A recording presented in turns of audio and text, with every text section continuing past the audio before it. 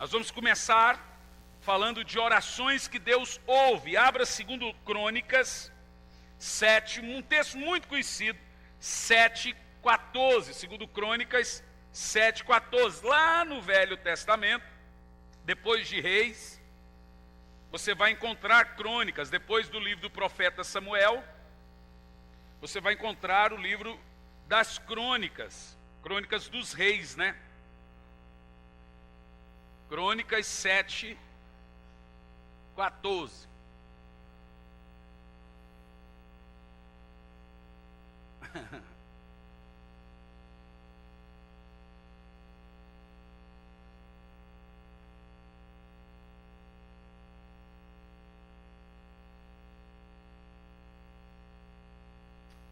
Olha o texto. E se o meu povo, que se chama pelo meu nome, se humilhar, orar, buscar a minha face, se afastar dos maus caminhos, dos céus eu ouvirei, perdoarei os seus pecados e os seus erros e curarei a sua terra. Olha o verso 15, que texto poderoso. De hoje em diante, os meus olhos estão observando e os meus ouvidos atentos às orações que serão realizadas neste lugar. Esse texto é poderoso demais. De hoje em diante, Deus está dizendo, de hoje em diante, eu vou ouvir todas as suas orações. Senhor, fale conosco, que não seja eu quem fale, mas que seja o teu Espírito. Fale com a sua igreja, fale com o seu povo. Nos ensine, nos instrua, Pai, em nome de Jesus. Eu olhei aqui, eu pensei que era a Isabela, cabeluda igual a minha filha, até o tamanho é igual. Olhei de longe e falei, meu Deus, estão deixando a Isabela fazer barulho aí. Olha de longe como que não parece. Só que ela é japonesinha aí, ó. Que coisa mais linda. Bom, irmãos, o que é oração? O que é oração? Primeiro, por que nós oramos a Deus? Oração, obviamente, é o ato em que o homem se comunica com Deus. O ato que eu me comunico com você é se chamar de conversa. Com Deus é chamado de oração porque isso é um rito. Você está ritualizando um culto ou uma conversa. A oração é também falar e conversar com Deus. Por que nós oramos? Em primeiro lugar, nós oramos porque precisamos falar com Deus. Em segundo lugar, nós oramos porque precisamos ouvir a Deus. Esses dois pontos iniciais nos ensinam que você não ora só quando você quer alguma coisa de Deus, apesar de Deus lhe dar o que você precisa, muitas vezes, não todas as vezes, quando você ora, mas nós oramos também para ouvir a Deus. Isso sugere que o tempo que você gasta na oração é o tempo que você vai gastar em silêncio, porque Deus vem e fala à sua mente. No momento que você... Inacreditável. Por favor, me ajudem. Vai lá, o Zé. O Zé é bom para pegar o bicho pelo ouvido. Gente, tem coisa que só acontece na preciosa graça. Não. Gente, é só com o pastor Hernani que acontece isso. O cachorro tem um estacionamento de 3 mil metros para percorrer. É só entrar aqui, rapaz. É brincadeira, rapaz. Diz que cachorro e criança que gosta de mim, rapaz. E ele quer entrar aqui. Não deixa, Johnny. Johnny, se esse cachorro entrar, eu te pego. Johnny, fecha a porta para ver que está frio. Então vamos continuar aqui, presta atenção. Às vezes nós nos equivocamos no projeto da oração. Tem muita gente que pensa que ele ora só quando ele quer alguma coisa de Deus. Oração não é só um meio que eu consigo alguma coisa de Deus, às vezes, mas também é como Deus consegue de mim alguma coisa. Oração é um meio que Deus realiza a vontade dele na minha vida. Se você não orar, a vontade de Deus não será realizada na sua vida. Então, oração é porque eu preciso falar com Deus, e é porque Deus precisa falar comigo. E em terceiro lugar, orar é algo natural na vida cristã. Preste atenção. Oração é um ritual cristão. Eu já disse 1001 vezes, mas tem que ser repetido de novo. Leonardo Ravenhill já dizia muito sobre isso. Ele dizia que o crente que ora deixa de pecar, o crente que peca deixa de orar. É natural na vida cristã que nós temos que orar. O judeu ora 3 vezes por dia, o muçulmano ora 5 vezes por dia, o budista 10 vezes por dia, o seixonoísta 12 vezes por dia, e o cristão não ora. Nossa oração é uma oração fast food. Ei, me dá uma batata, me dá não sei o quê, pega o carro e vai embora. Nós somos cristãos clientes. Tem muita gente que trata a igreja, trata Deus como se ele fosse cliente. Me dá isso e ó, vaza. Nós temos que ter uma vida de comunhão, de identidade, identificação com Deus. O problema da maioria das religiões, todas elas têm na oração a sua principal prática. Me fala qual matéria de religiões que você viu que não mostra as pessoas lá.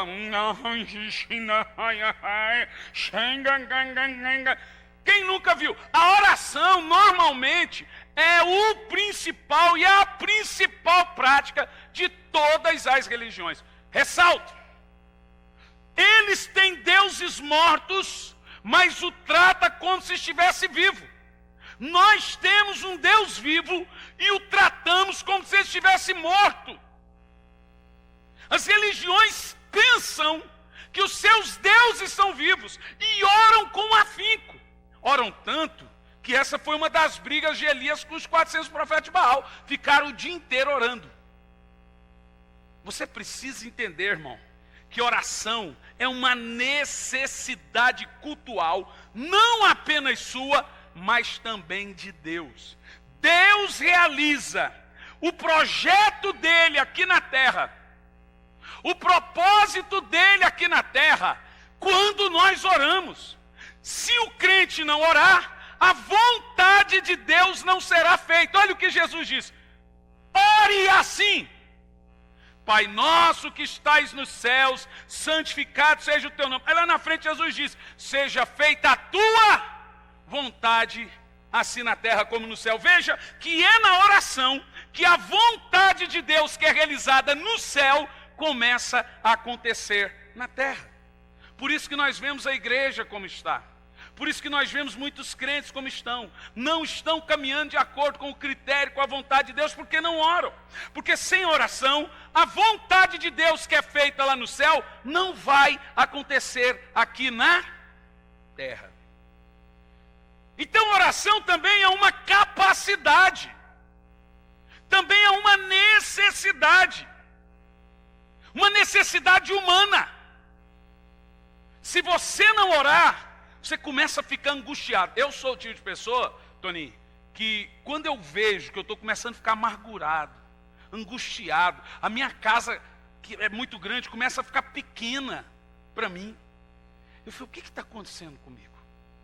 O que está acontecendo? Eu falo, eu estou precisando orar mais. Eu estou precisando falar mais com Deus. Eu começo a ficar angustiado, deprimido. A minha alma não sobrevive, gente, sem comunicação com Deus. Eu não sei como tem crente que consegue sobreviver sem se comunicar com Deus. A minha alma não sobrevive sem um amado dela. Eu tenho que falar com Deus. Se eu não falar com Deus, o pior de mim sai para fora. Eu tenho que matar alguém.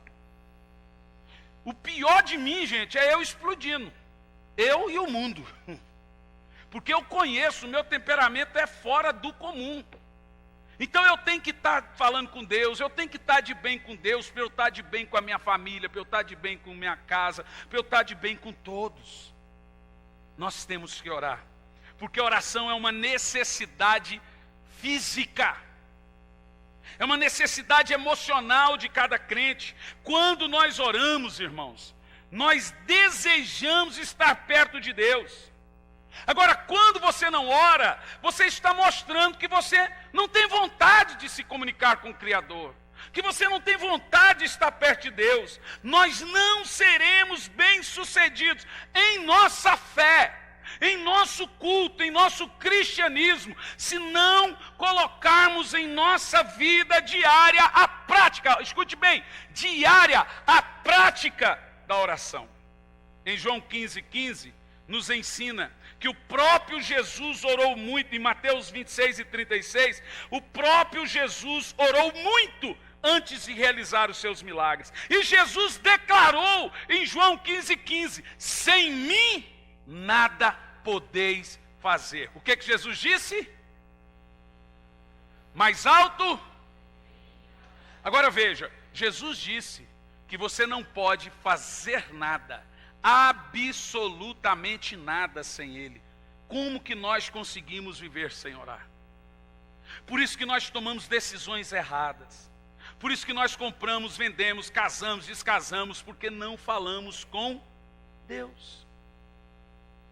Se tudo que nós fizéssemos na vida, falássemos com Deus antes, muitas coisas seriam evitadas, muita dor, muitas viagens, muitas mudanças seriam evitadas e não iríamos sofrer tanto. A oração é a prova de que o ser humano pode aproximar-se de Deus. E a Bíblia diz em Isaías 65:24 que Deus tem prazer em ouvir as nossas orações. Vamos ler esse texto, é um texto muito bonito. Deixa aí marcado Crônicas, depois nós vamos voltar nele. Vai em Isaías 65, no verso 24.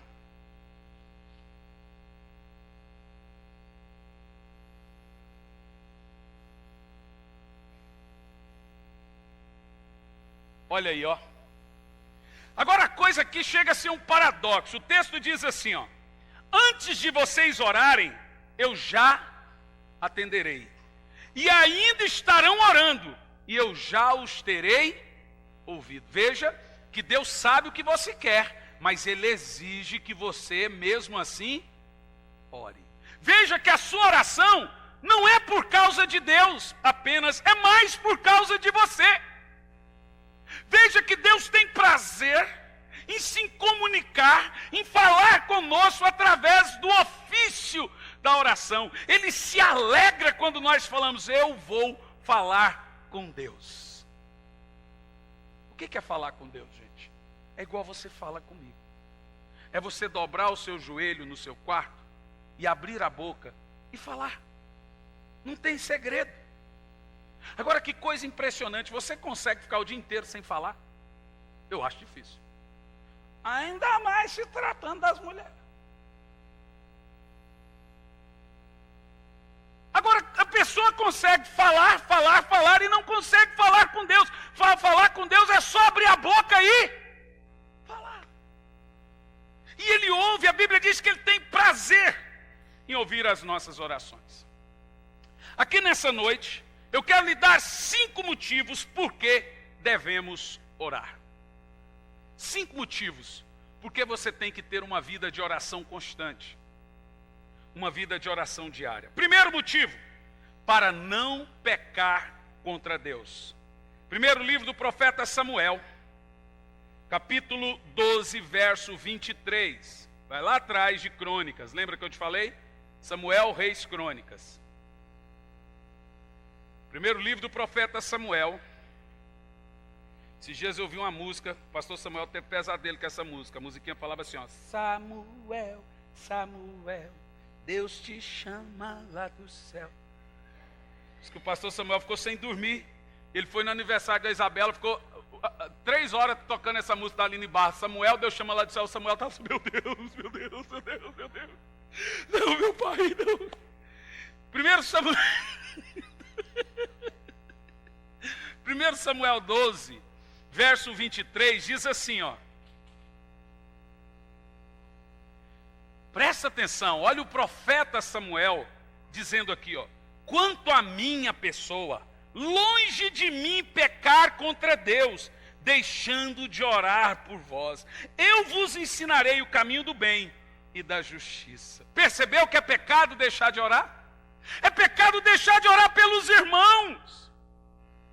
No domingo aqui oramos por irmãos que estavam doentes. Oramos pela Franci, oramos pelo Danielzinho, oramos pela Emily, oramos por outros irmãos que precisavam de oração.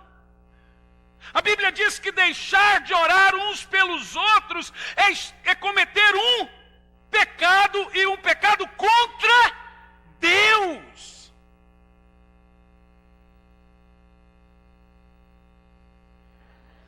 Parabéns, João. É você que está com esse celular? Não, quem quer?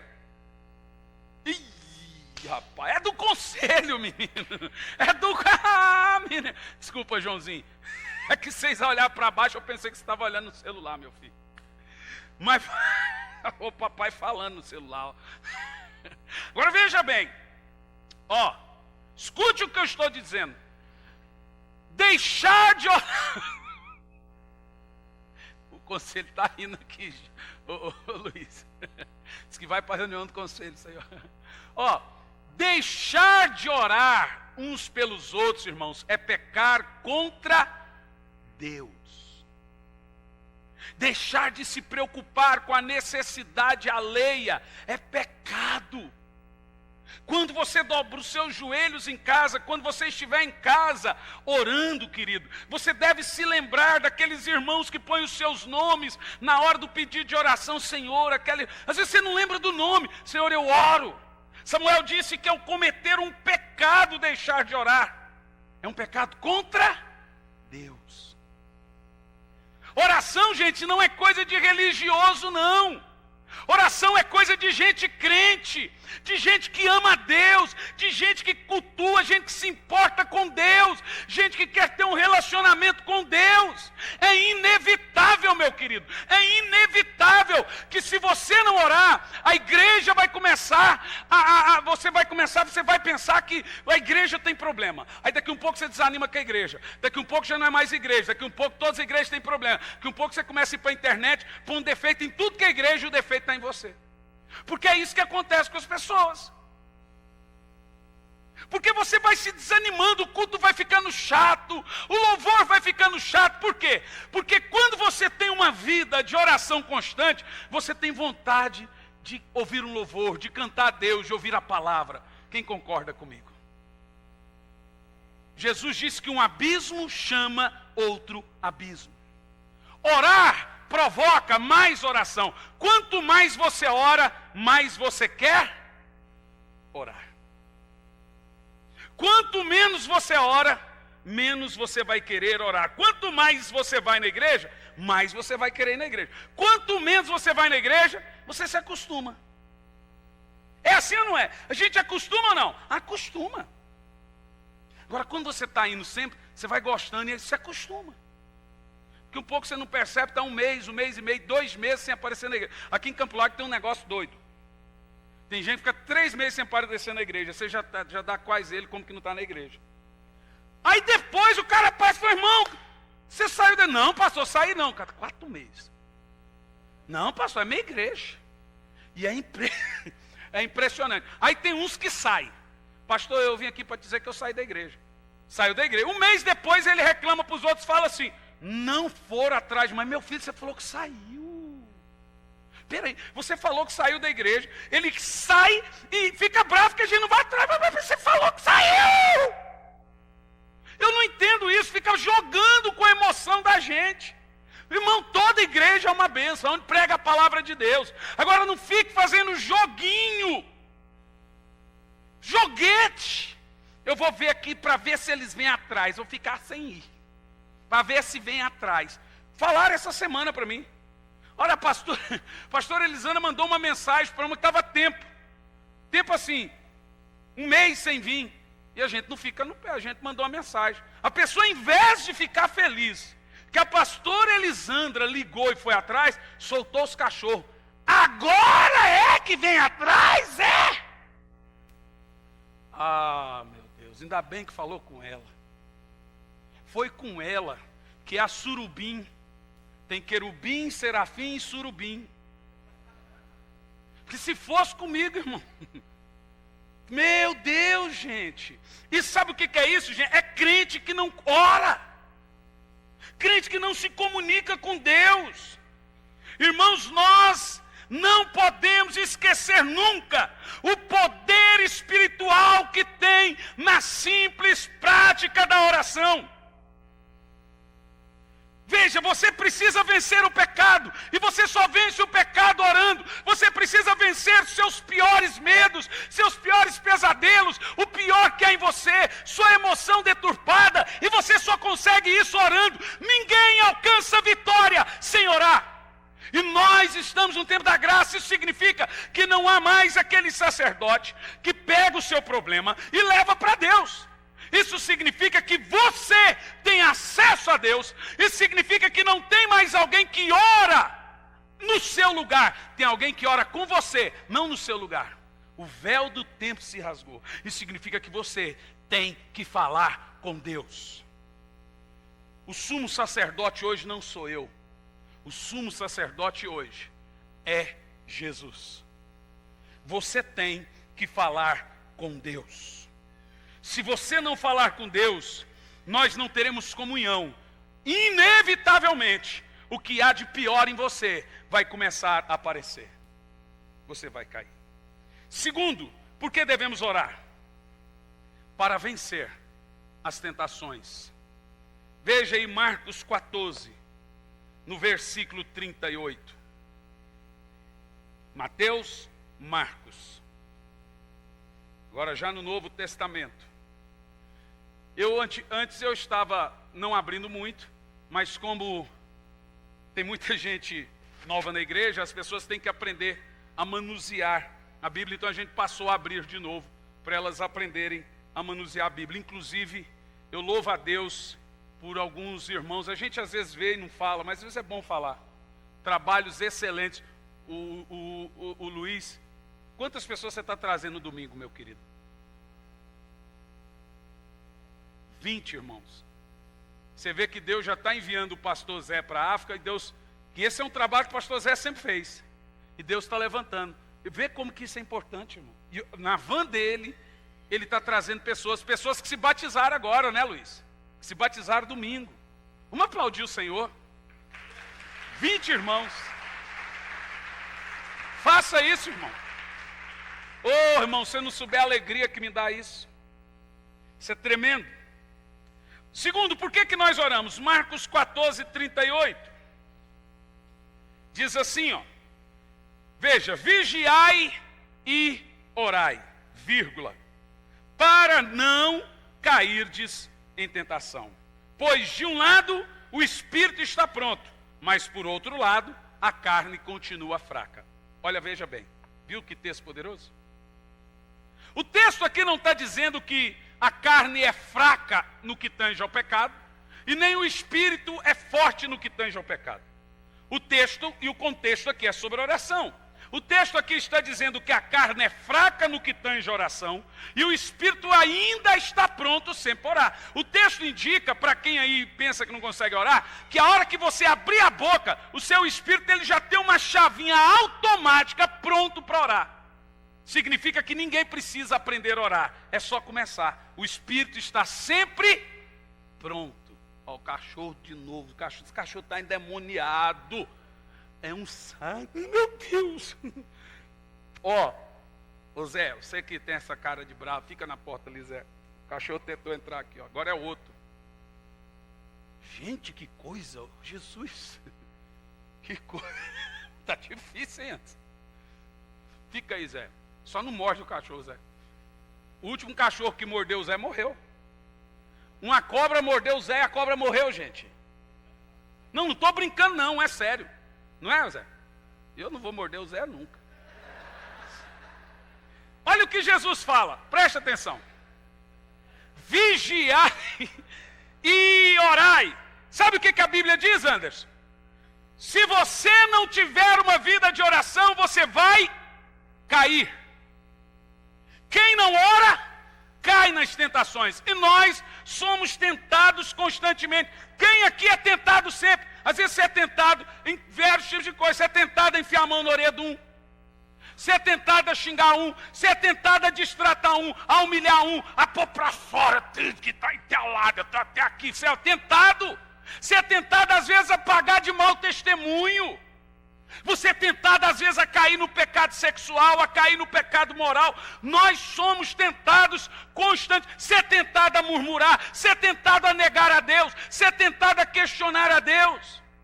Irmãos, nós passamos por dezenas e dezenas e diversas tentações constantemente. Jesus, para ser tentado, ele orou 40 dias e jejuou 40 dias e noite. Nós somos tentados todos os dias e não oramos. Somos melhores do que ele.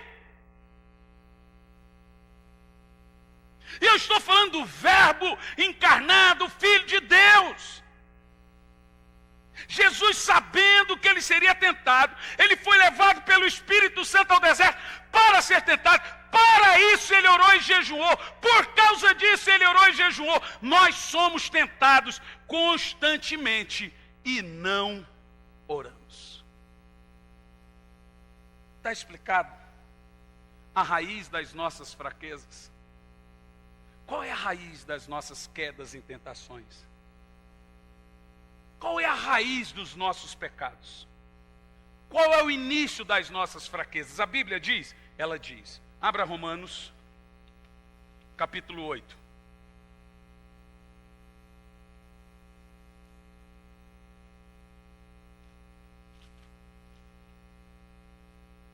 E no verso 26. Romanos 8 e 26. Eu aqui agora vou revelar a vocês o porquê nós às vezes murmuramos tanto pela nossa carne, murmuramos tanto pelas nossas fraquezas, murmuramos tanto pelos nossos pecados, mas eu vou revelar qual é a raiz da sua fraqueza. Já ouviu aquele negócio de matar o mal pela raiz? Quem não confessa a tentação, confessa pecado. Quem não vence a tentação, que é a raiz do pecado, não vai vencer o pecado. Olha o que diz o apóstolo São Paulo em Romanos 8 e 26. Do mesmo modo, o Espírito nos ajuda em nossas fraquezas. Somos fracos ou não? Quem nos ajuda em nossas fraquezas? E qual é a raiz da nossa fraqueza? Porque não sabemos orar como deveria. Está aí. Você percebeu que as nossas fraquezas, seja elas quais forem, se consistem no fato da nossa péssima comunicação com Deus? Aí não adianta, irmão, passar a vida reclamando de você mesmo, reclamando da sua natureza, reclamando dos seus pecados, reclamando daquela oscilação espiritual. Uma hora o irmão está se supimpa, você fala, agora vai. Agora ele vai. Que um pouco... Sabe por quê? Porque a espiritualidade de muitas pessoas é fundamentada na emoção dela. Então, quando ela está bem emocional, ela está na igreja, o louvor dela, ela está bem com Deus. Porque a espiritualidade dela é fundamentada na emoção. Quando ela está ruim emocionalmente, ela está ruim com Deus. Mas quando a sua emoção não dirige a sua vida, e sim o seu espírito, a sua comunhão com Deus dirige a sua vida, não significa que você não passará momentos ruins emocionais. Significa que quando você passar momentos ruins na sua emoção, a sua oração te deixou forte, e aí você vence. A Bíblia diz, vigiai e orai, para não cair em tentação. O crente que ora não cai. O crente que não ora, cai. Há um tempo atrás, eu vi uma ex-pastora. Posso falar o nome dela, porque ela já deu essa declaração para o Brasil todo, por nome Lana Holder. Pregava nos congressos, com milhares de pessoas, falava forte, falava grosso. Ela agora vem e diz que nunca deixou de ser lésbica. Que ela nunca conseguiu vencer a fraqueza dela, que já expulsaram o demônio. Eu vi aquela ainda é aquela Tami, que tem até barba agora, que tirou o busto, que agora ela se sente homem, mas ainda é mulher. Mas eu vou te dizer uma coisa, gente, ficou um homem muito feio. Ela disse que a mãe dela levava ela na igreja e fazia até expulsação de demônios, vocês ouviram isso? Mas ela nunca conseguiu vencer a fraqueza dela. A Lana Holder disse que tentou de tudo, mas nunca conseguiu vencer a fraqueza dela. Veja, é essa vida de derrota moral, espiritual, emocional que muitos crentes estão vivendo. Tem gente que não é para o lado do homossexualismo, lesbianismo, mas é para o lado, não pode ver um rabo de saia, ou é para o lado da mentira, não pode ver um dinheiro que já pega. Entendeu? Todo mundo tem as suas fraquezas. É essa vida de derrota e de fracasso que boa parte dos cristãos estão vivendo. Por quê? Por causa da sua comunicação ridícula com Deus. E o apóstolo São Paulo deixa claro que qualquer nível de fraqueza que temos, se consiste, a raiz delas, ou dela, está no fato de não orarmos. Se você não orar, você nunca será um cristão constante. O apóstolo São Paulo fala que tem cristão espiritual e cristão carnal. Os carnais, ele chama de meninos na fé. São aqueles que nunca crescem. Sabe, se um pastor quer que a sua igreja cresça e desenvolva com Deus, ele tem que ensinar a sua igreja a orar. Porque a oração faz o crente maduro. Toninho, você tem quanto tempo de convertido? Fui eu que te ganhei e eu que te batizei. Você tem a idade da igreja de conversão. O nosso presidente do conselho. Ele se converteu na inauguração da igreja. Eu posso fazer aqui, circular aqui, muitos irmãos, que impressionante como eles cresceram. Outros que continuam sendo cristãos há anos e são maduros. E eu te garanto, agora, não sei hoje, e eu estou citando ele agora, eu sempre cito você, mas estou citando ele como um bom exemplo. Mas o Toninho, desde que ele se converteu, ele nunca me disse isso. Sempre foi a esposa dele que me disse. Ele sempre, em 4 anos, levanta de madrugada para orar. Não é isso, Josi? E teve uma época que ele não estava conseguindo fazer isso, ele me procurou em lágrimas. Disse, pastor, o que está acontecendo comigo? Me ajuda, eu não estou conseguindo levantar para orar. Você vê que tem 4 anos e o primeiro amor não se esvai. Por quê, irmão? Paulo disse que o Espírito nos ajuda nesse tipo de fraqueza, na raiz, porque nós não oramos. Quando você tiver um hábito constante de oração, você vai ver que quando você não estiver conseguindo orar, vai vir uma angústia tão grande em você. Uma tristeza tão grande que você vai chorar, você vai sentir saudade do bom momento, daqueles bons momentos, eu falo e me arrepio, dos bons momentos de oração que temos. Quem tem costume de orar, quando fica um pouco de tempo sem orar, parece que ele está doente. Você pode recapitular isso na sua vida, parece que ele está doente, parece que ele está morrendo, e de fato está. Se sente mal. Se sente ridículo. Nós temos que orar. Quem pode dizer bem alto, eu preciso orar. Nós precisamos falar com Deus, irmãos. Adorar a Deus, através da oração nós vencemos as tentações. Não há pecado, olha o que eu vou dizer. Não há pecado que resista uma vida de oração. Se você não consegue vencer algum pecado, eu tenho um conselho para te dar. Ore até quando você não estiver com vontade de orar. Ore até sem vontade, porque aí você vai começar a ter prazer. Vai virar hábito, e aí você não vai conseguir fazer nada mais sem antes orar. Terceiro, por que nós oramos? Olha que texto poderoso. Para vencer as dores da vida, para vencer as aflições, as angústias. Abra aí Tiago 5, apóstolo. Lá no final, depois das cartas de Paulo, vem Hebreus. Depois de Hebreus, vem Tiago. Então Paulo tem 14 epístolas. Depois que terminar todas elas, eu acho que a última é Tito. Acho que é isso, né? É isso mesmo, é Tito, né? Não, é que é pequenininho, é Filemon. Olha aí, pastor Hernani.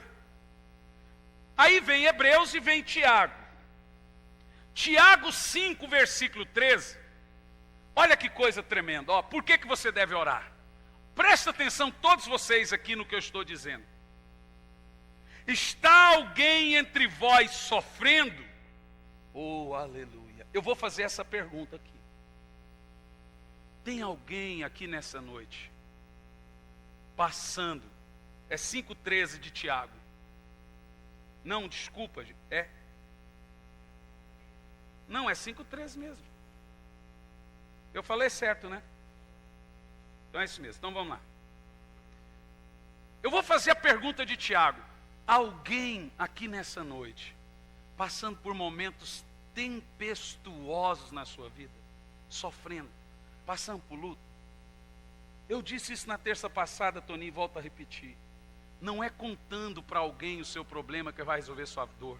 Não fale para alguém que não pode resolver seu problema. A Bíblia diz, se você está sofrendo, não sai por aí contando que você está sofrendo. Não adianta pôr no Facebook os seus problemas. Não adianta. Mas às vezes até eu gosto quando os irmãos escrevem, que eu vejo que os irmãos estão passando. A Bíblia diz que quando você está sofrendo, quando o cristão está sofrendo, o que ele faz? Murmura.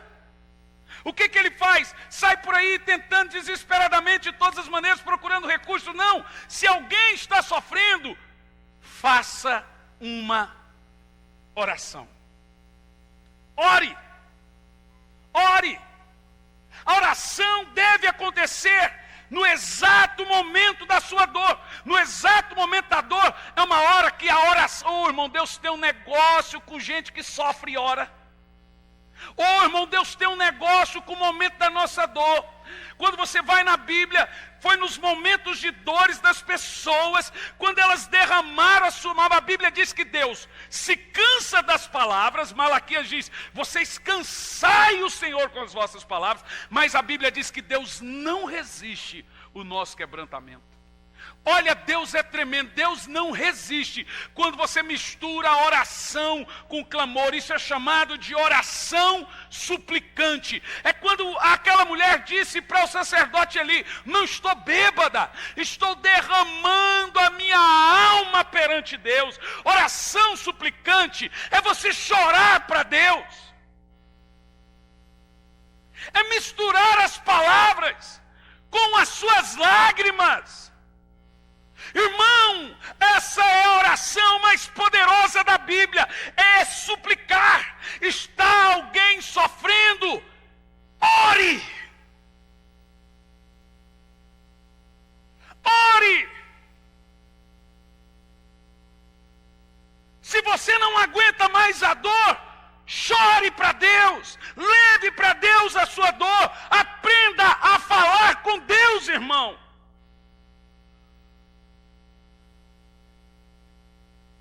Aqui na igreja, nós temos muitos irmãos que sofrem de depressão. E não é demônio, é doença. E eu aconselho vocês a orar mesmo sem força, a orar mesmo sem vontade. Aproveita, na hora da dor, que é quando Deus não resiste. Ô irmão, olha para mim, Deus não resiste. Ore chorando. Sai de perto das pessoas quando você tiver vontade de chorar. Aproveita quando sai um para o trabalho, outro para o outro. Ou você lá no trabalho vai, ou entra dentro do carro. Quantas vezes eu chorei dentro de carro. Meu filho, 40 dias internado, morreu 3 vezes. Esse menino, essa criancinha desnutrida ali. Vocês viram que eu pus? Eu sou um pai coruja. Esse dia a gente ficou bravo que eu punha foto de filho meu na internet. Irmão, o Facebook é meu, eu faço dele o que ele quiser. Facebook meu é para mostrar minha família, minha igreja, mostrar, pronto, vá se catar, não quiser vaza. Ah, se catar, não vai.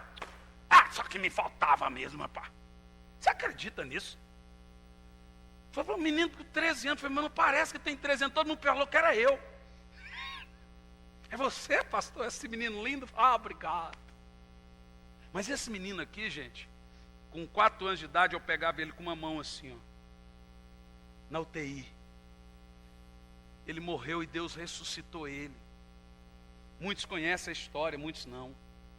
Chamou a médica me chamou e chamou minha sogra. Não teve coragem de falar para a mãe. Ó, seu filho morreu. Você já imaginou? O que um crente faz numa hora dessa, se ele não sabe falar com Deus? Por 5 minutos apenas eu senti o desgosto de perder alguém que você ama tanto. Que deve ser um sentimento absurdo. Deve ser os piores sentimentos do mundo. Mas, irmãos, eu me apeguei com aquilo, meu Deus, aquilo me deu uma força na hora que eu ouvi aquilo tão grande para orar. Eu não orei para Deus ressuscitar o meu filho, por incrível que pareça. Eu orei para dizer o quanto eu amava a Deus. Sabe o que saiu da minha boca? A única coisa que eu falei para Deus, Senhor, a hora que veio aquela notícia, eu falei, Senhor, eu sempre te adorei e sempre vou te adorar. Nada mais saiu da minha boca. E ainda disse mais, falei, Satanás, nem tentado eu fui por questionar a Deus. Você nunca vai me impedir de adorar a Deus. 5 minutos depois, o meu filho volta à vida. Irmão, eu me lembro que eu e o pastor Samuel morávamos numa chácara em Brasília, que naquela chácara 2 presbíteros, plantadores de maconha.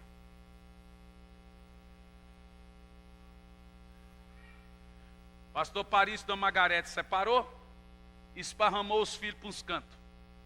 Eu e o pastor Samuel fomos ficar na chácara de um casal de diáconos da igreja dele, que ele não sabia que, assim, distribuía umas droguinhas. E a gente foi descobrir estando lá. Eu, um pouco mais velho, só um pouquinho não, 1 ano, né? 2 anos, não parece, né? 2 anos mais velho que aquela coisinha desnutrida ali. Pastor Samuel muito criança e eu protegia ele. Hoje ele fala bem, mas antes não saía nada da boca dele, gente. Olha, você tinha que interpretar o que ele falava. Então você falava para ele falar cantando, porque aí... Mas dava dó. Dó, era de dar dó. E aí ele, com essa cara dele de Bolt, as pessoas têm dó de fazer mal para ele. Assobrava para mim. Não, você tem cara de mal, vamos debuiar o cacete no você. Eu fui ficando cascudo com a vida. Aí, o camarada queria que a gente trabalhava feito um condenado, arregando aquelas porcarias daquelas drogas. A polícia baixava lá e o pau comia, menino. A gente tinha que quebrar. Na época em Brasília era ali na Águas Claras, né? Tinha um monte de sítio que foi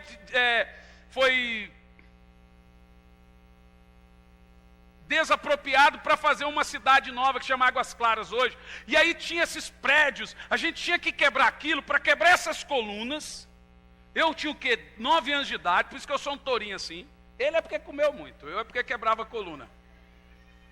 Eu tinha que pegar, gente, com 9, 10 anos de idade, uma marreta de 5 quilos, para quebrar o concreto, para tirar o ferro e vender, para fazer dinheiro. Serviço escravo. E se não fizesse, o que acontecia com você? Comigo, né? Apanhava e apanhava muito. No soco, no chute, no pedaço de pau. Aí um dia eu revoltei, rebelei. Falei, não faço mais nada aqui. Então não vai comer. Aí o Samuel, sabe o que ele fazia? Ele pegava, comia. Ele pegava o primeiro prato e levava para mim escondido comer. E depois falava, eu posso comer mais? Aí ele comia. Isso foi muitas vezes. Muitas vezes. Irmãos, eu lembro que daí eu comecei a ter a prática da oração suplicante. Eu ia lá para o meio do morro, pegava o violão e ficava cantando. E olhando para o plano piloto, pensando que era Goiás. E imaginando, lá está minha mãe, lá está meu pai, orando. Senhor, manda meu pai de volta. Até que uma outra família, vizinho daquela, com dó de eu ser espancado, porque eu era boca dura, eles batiam, eu falava, pode bater mais, vai ter que me matar. Mas eu não trabalho mais de escrava, que vai ter que me matar. E eles estavam quase matando. Aí essa família lá me tomou deles. Quando meu pai chegou, não me viu lá, levou o Samuel, e lá eu não estava. E depois de alguns anos que eu fui ver meu pai, e eles não contaram aonde eu estava. Eu orava, gente, que eu chorava diante de Deus com 9 anos de idade. 9 anos de idade. Há uma história muito linda que eu tenho para contar aqui de testemunho. A minha mãe então pegou, no setor Garavela em Goiânia, os 5 filhos num barraquinho com 3 cômodos. Não era Garavela não, Senador Canedo, Parque Alvorada. 5 filhos, Dona Margarida, por isso que ela está precisando tomar remédio hoje. Sozinha, sem ter o que comer. A minha mãe foi trabalhar numa churrascaria, sabe como que ela levava comida para casa? Ela pegava os restos de carne que as pessoas deixam no prato porque está fria, no rodízio. Ela pegava aquilo e levava para casa. Até que um homem, dono de uma empresa de material de construção, nem lembro o nome desse homem, ele deu para minha mãe o lugar para morar lá, embaixo lá, para cuidar ali da empresa de material de construção. Um dia o ladrão foi entrar lá, eu arrumei uma garrucha. Eu tinha 11 anos de idade, gente. Arrumei uma garrucha, aquela de pochumba assim, e eu deixei ela carregada. Eu falei, eu quero ver esse ladrão entrar aqui de novo. O bicho é ruim, gente. E pus a garrucha na porta. Ó que o ladrão foi entrar, eu pinchei bala na bunda desse ladrão, gente. Mas eu quebrei o vidro. A garrucha, aquela de socar assim, eu aprendi, comprei aquela garrucha, nem era. E rapaz, eu vi o cara lá, eu falei, rapaz, tá na mira. Minha mãe, você é louco? Eu falei, louco, pau! Rapaz, o cara saiu, foi correndo, menino. Falei, o homem falou para cuidar, eu vou cuidar. Quero ver quem vai entrar nesse negócio aqui agora. Tinha 11 anos de idade. Irmãos, eu fui pregar nessa cidade. Eu, Elisandro e o Gianluca. Há cerca de 2 anos atrás, no Parque Alvorada. E lá tinha um homem cego. Esse homem, antes que pôs a minha mãe para morar lá, ele dava leite para nós. Deixou a gente morar lá de graça. Lá tinha um homem cego.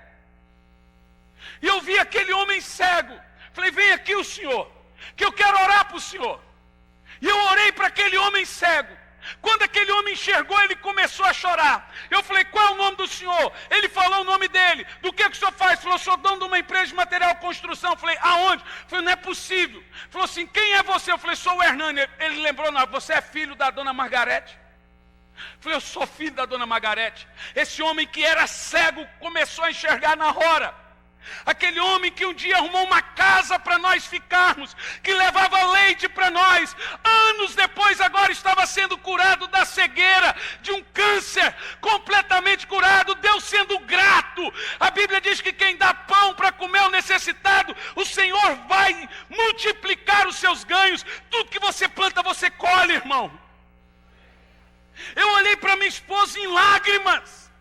Falei, meu Deus, esse homem aqui era aquele homem que deu a casa para nós morarmos. Ele agora cego, está sendo curado. Esse homem chorou. Falei, o meu sonho era saber que fim levou os filhos da dona Margarete. Pois bem, eu vou falar para o senhor que fim levou. Todos são homens de Deus. Nenhum está morto, nenhum virou bandido, nenhum virou marginal. Você não sabe o poder que tem a oração suplicante. Orar com lágrima. Porque quando você ora com lágrima, você ora com sinceridade. Não tem fingimento na dor, gente. Não tem fingimento no sofrimento. Aproveite o momento da dor para clamar ao Senhor. Tiago diz, quem está sofrendo, faça uma oração.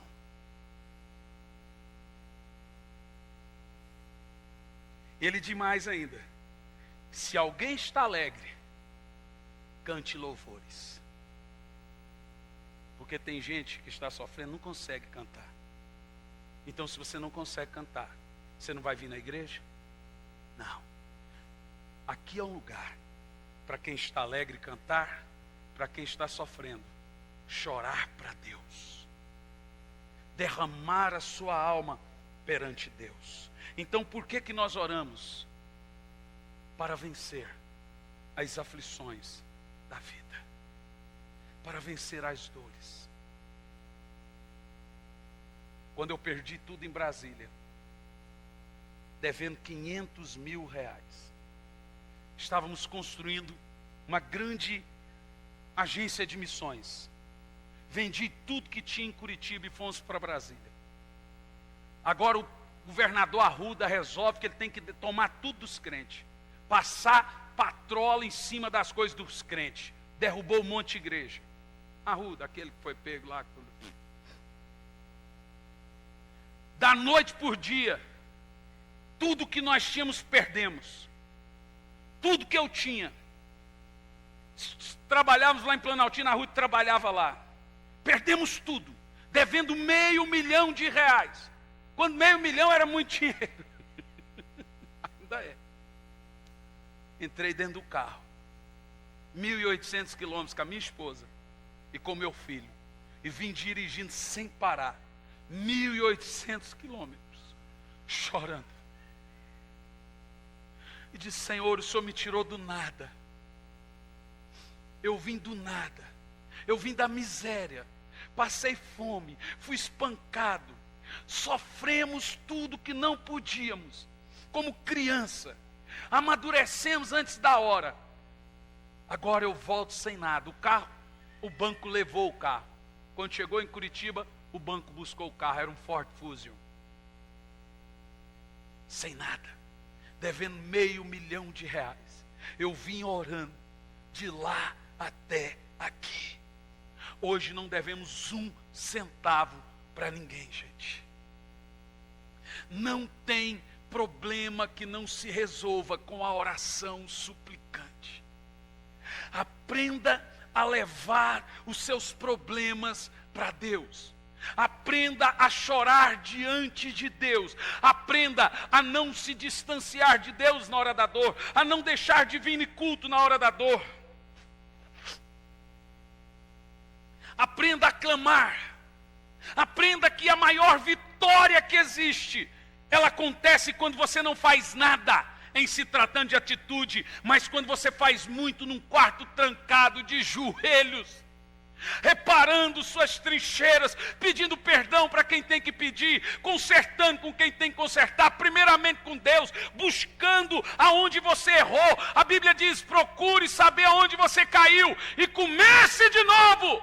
Irmão, eu vim aqui para te dizer que Deus é um Deus de recomeço. Nada está perdido.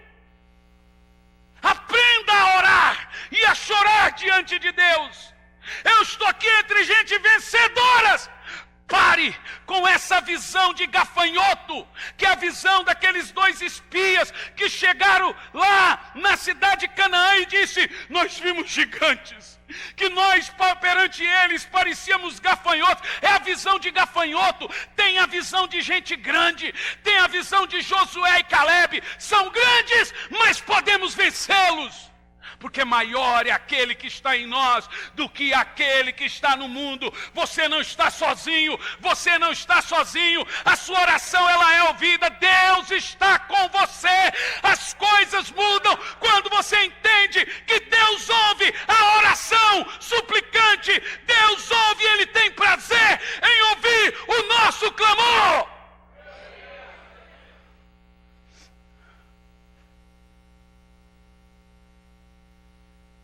Aleluia. Em quarto, por que devemos orar? Para tremendas mudanças. 5:16 de Tiago.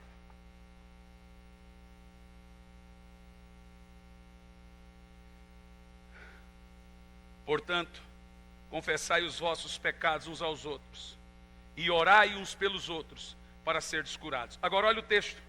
A súplica de um justo é poderosa e eficaz.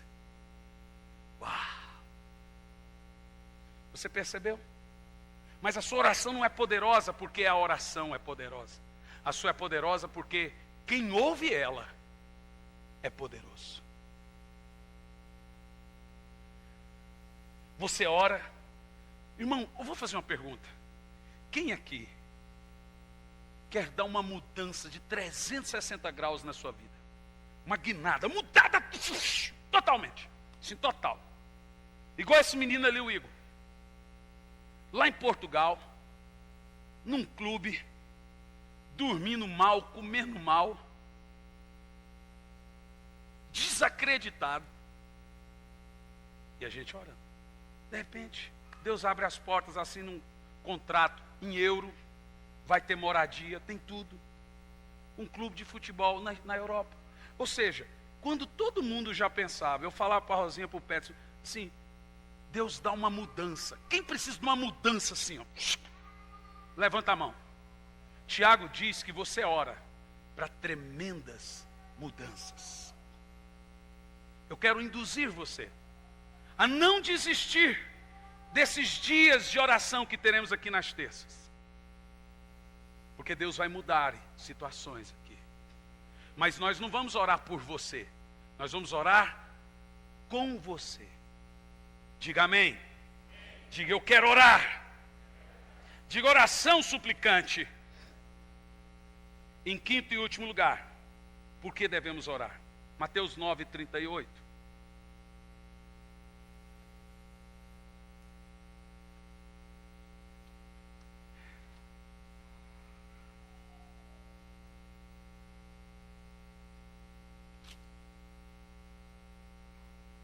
Em último lugar, a Bíblia diz que nós devemos orar para o crescimento da obra de Deus. 9:38 de Mateus diz: por isso orai ao Senhor da seara, e pedi que Ele mande mais trabalhadores para a sua colheita. Então você tem que orar. Olha, irmão, esses 5 pontos de oração você não deve esquecer. Ore para que o Evangelho cresça. Ore, a Bíblia manda orar por Jerusalém. A Bíblia manda orar uns pelos outros. Orar para que o Senhor mande missionários. Ore pela sua igreja, para que Deus toque no coração das pessoas, para que elas sejam fiéis dizimistas. Numa igreja séria igual a nossa, com mais de 400 irmãos, se todo mundo fosse dizimista, você ia ver o que a gente ia fazer com o dinheiro dessa igreja. Se a gente faz com pouco, Leco, Toninho, Luiz, aí, os irmãos do conselho aí. Imagina se nós tivéssemos o dobro disso. Se nós construímos igreja na África, imagina se nós tivéssemos o dobro disso. Mas eu já percebi que tem que orar, não dá para ficar malhando em ferro frio. Então ore. Eu tenho orado, Senhor, quebranta esses irmãos. O Senhor sabe que nós levamos as finanças da igreja a sério. O Senhor sabe que a gente não brinca. Quebranta os irmãos. Revela, Senhor, a eles o coração deles, que ninguém vence o Senhor no dar, que em vez deles perderem, eles vão acrescentar. A gente tem orado. Que nós conseguiríamos fazer muito mais. Muito mais. Muito mais. E como se deve orar? Eu vou te ensinar em uma frase. Como se deve orar? Ore a Deus, em nome de Jesus, no poder do Espírito Santo. Vou dizer de novo. Ore ao Pai, em nome de Jesus, no poder do Espírito Santo. Como que é? Pai, em nome de Jesus, no poder do Espírito Santo. Mais alto. Ore ao Pai, em nome de Jesus, no poder do Espírito Santo. Fique em pé no seu lugar.